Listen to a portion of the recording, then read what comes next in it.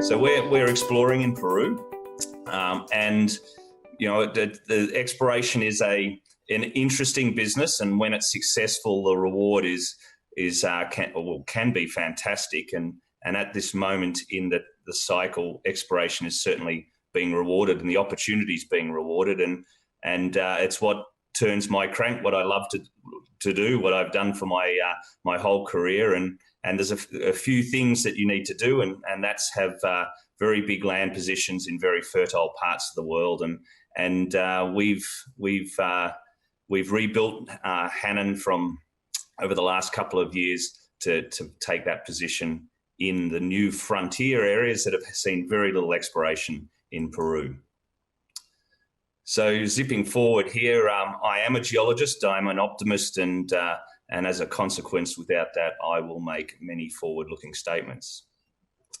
So here's the key points about Hannan. We are a first mover. We have a huge land package in the eastern side of the Andes, over the Andes into the high jungle areas of Peru. And we've got two very large projects now. We had one until today, and that one was what we just consummated a joint venture with the Japanese government, JOGMEC, which is the arm of the Japanese government that goes out and looks for future metal supplies for Japanese industry. So we've got a $35 million deal there, where they're going to spend $8 million over the next 4 years to earn 51%, and then work their way up with the additional funds if we're successful. It's a very large new style for Peru, a sediment-hosted deposit, but these sediment-hosted deposits are the second largest producer of copper in the world, so not a new form of copper globally. So we've got a fully funded project there. We're still operating, and that's a big land package of 660 square kilometres in itself. But we've all been through an interesting year globally. But one of the advantages for geologists is that the best thing you can do for a geologist is pay them to look out the window sometimes. And we've had a year of looking out the window, and we were able to get another prong to our Peruvian fork, if you like, and we've built up another strategy there where we've staked ground in our own right in San Martin, and then today we announced a very large, almost 1,000 square kilometre copper gold porphyry area. So we're now up to 1,900 square kilometres in Peru. So we're basically looking to repeat what we've already done last year and define another very large mineralising system. One part of Hannan is fully funded with our very good partners in JOGMEC, and the other part is funded by ourselves, looking for those next deposits. So lock and reload basically is how you can think about it. So we're certainly making a splash in Peru. Here's a list of the tenure holders, both granted and applications in Peru as it stood a few weeks ago. And you can see the square kilometres there. We're at number 10. But just look at the size of those companies and the market caps. I mean, we stick out there as the little minnow amongst the whales.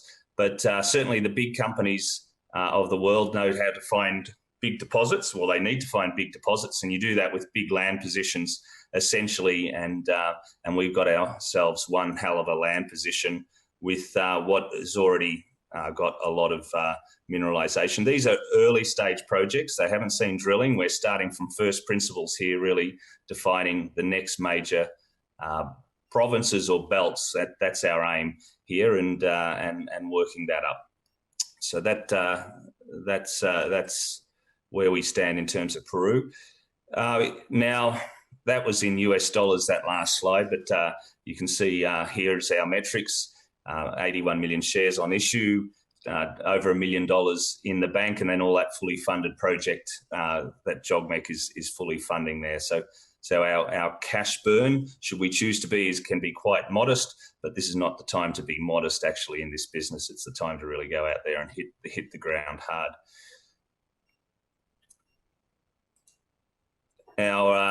our people. I like what Tom said before. If you've been together for a long time, you trust each other, and I can say that I've got some very long-term trusted associates in the business, and some of them are represented here, and you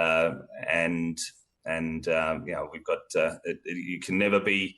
You've got to run one of these junior companies. You need every little bit of skill you can have, from a corporate side to the geological side to the environmental side to the local support.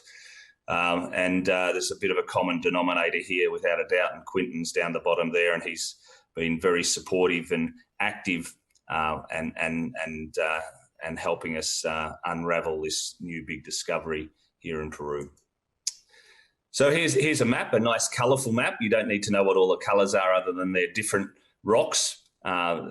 This is an entire map of Peru, and the little red blobs there are our ground position in those black boxes. That shows the two areas in which we're exploring. So the San Martin project in the top box there, 660 square kilometres under JV, joint venture with JOGMEC, and 278 square kilometres in that area is being explored by ourselves. And then the new area that we announced just today, Previsto, is what we call it, and that's almost 1,000 square kilometres there. That's the porphyry target. So sediment-hosted copper sediment-hosted copper silver in the north, and copper gold targets in the south.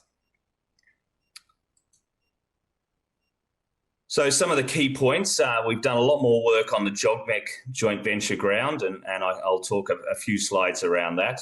This is a large land package, as I've mentioned a number of times, but it's very hard to get those numbers in your head.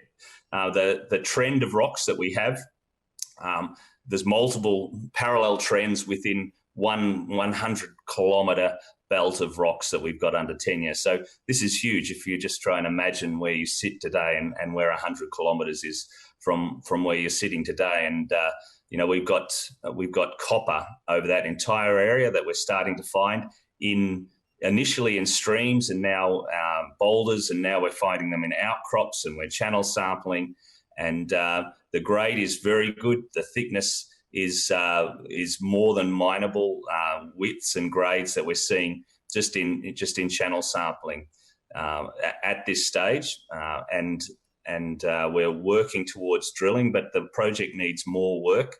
The permitting for drilling is starting now, and we should be drilling, all things being equal in the permitting world of Peru, towards the end of this year. But you can see the grades and thicknesses. I mean, they're just 20 kilometres apart, some of those numbers that I've highlighted there on the slide.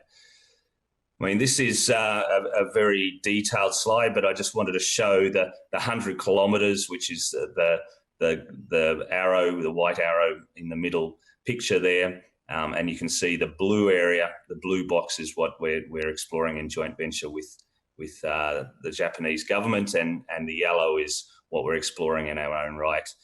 These areas have not been really looked at. They had a few years of exploration in the late 90s and really had seen nothing until we went in there a couple of years ago and picked up this large ground position, initially by stealth, and then we saw what we had and we really went for broke picking up this big land position.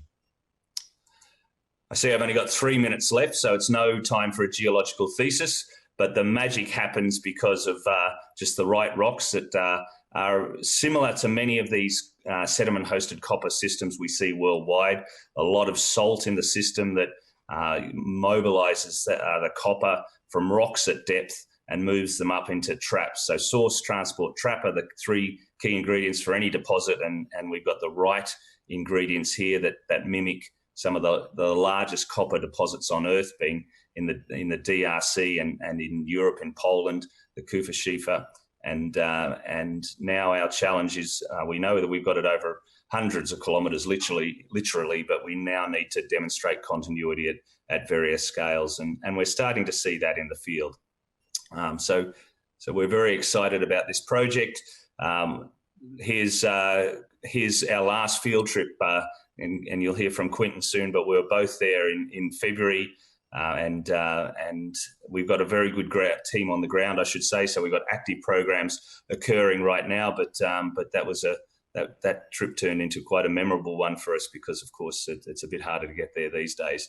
But in the middle of the road, in a forest or in a jungle, we're finding copper, extending across the road essentially at percentage levels and with a very good silver credit. And we're seeing that consistently. That slide is just 20 kilometres apart there between those samples. Seeing the same thing rapidly go 80 kilometres north, and we're seeing these extremely high grades over multiple the same horizon outcropping in multiple places over a broad width. So that's 5 kilometres wide, and this along this 100-kilometre trend. So very, very exciting new discovery in an area that was just too hard 20 years ago. These were areas that I started to go into 20 years ago, and they were very difficult. Much easier now. The coca growing that was very prevalent back then has certainly almost ceased, and the amount of infrastructure has changed things dramatically. So this is our new area. Can't talk too much about it because we've just talked about it today, but put it out there. But it is a back arc porphyry setting, and we have teams out there as we speak doing reconnaissance work, and you'll see some results come from there. But 1,000 square kilometres in one of the most fertile areas of the world that's essentially been unexplored. Moving forward, budgets and timelines. We're spending money on the JOGMEC projects. We're going to spend $2 million from March onwards, US dollars, and then we'll be spending our own money in the new porphyry copper areas. So in summary, big areas, new discoveries, commodities that people want, what the majors want. We've demonstrated that already, and we've got ourselves very busy, Jay, now with some great projects there.